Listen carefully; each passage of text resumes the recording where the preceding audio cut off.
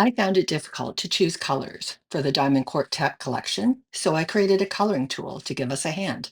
I've pulled up two windows on my laptop. The coloring tool is on the left window. Miss Babs suggests four colors that work well together in their quartet section on their website. That's in the right window. This is a set that I knit from. And this is my representation in the coloring tool. Now I want to see what it would look like in a different set.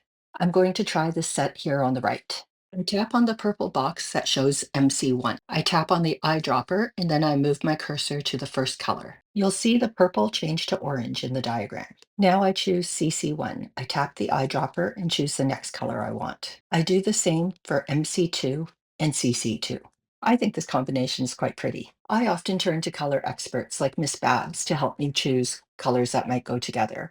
You can also try this with four colors from your stash. The tool is free to use. You can find the link on the Diamond Quartet pattern pages.